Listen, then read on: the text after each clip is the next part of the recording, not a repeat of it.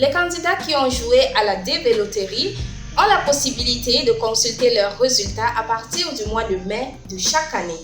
Si vous avez été sélectionné à cette étape du processus, bravo, mais le processus reste encore long pour l'obtention de la Green Card.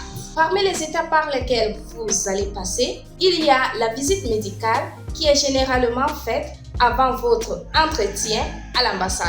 Pourquoi passer cet examen médical? Quels sont les frais? Comment ça se passe? Et comment se préparer? Restez avec moi, je vous explique tout.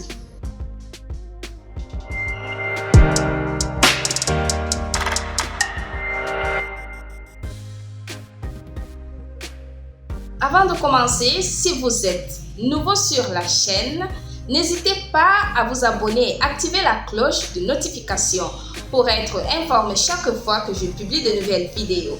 Et si vous êtes intéressé par les opportunités de bourse d'études, offres d'emploi et stages professionnels à l'étranger, je vous invite à jeter un coup d'œil sur mon site web Cameroun Desk.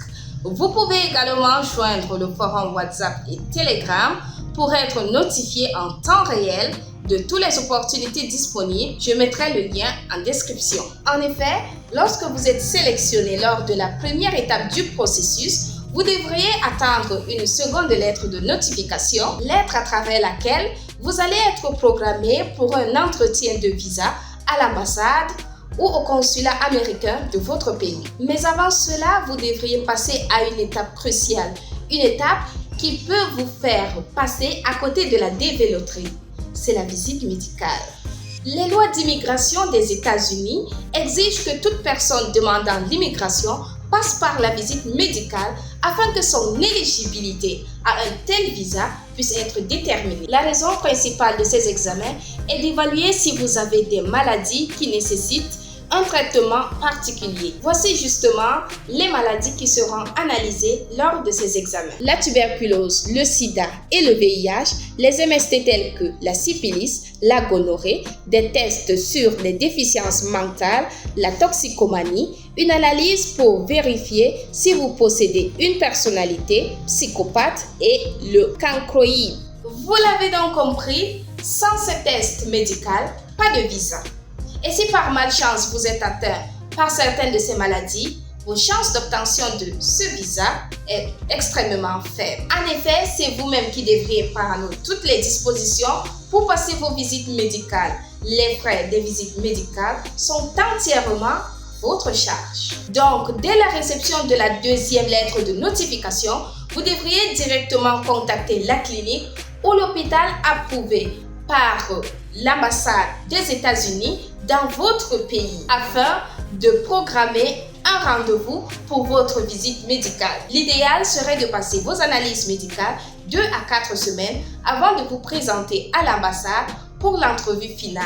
Les ambassades des États-Unis n'accepteront aucun certificat médical complété par d'autres praticiens que ceux approuvés par les États-Unis. Pour trouver la liste des médecins et cliniques approuvées par les États-Unis d'Amérique dans votre pays, il suffit juste de cliquer le lien. Sur cette page, on trouve la liste de toutes les ambassades et consulats américains à travers le monde.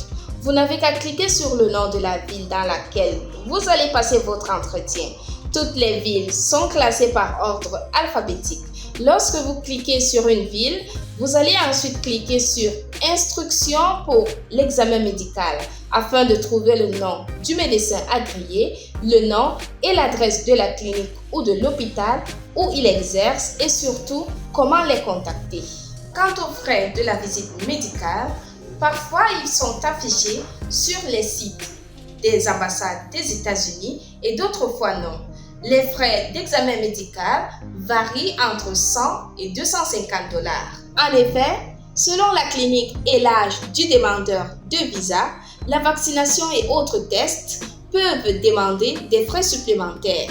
Ces frais peuvent être payés en monnaie locale le jour de l'examen. Pour éviter des frais supplémentaires, il vaut mieux prévoir des vaccins obligatoires à l'avance.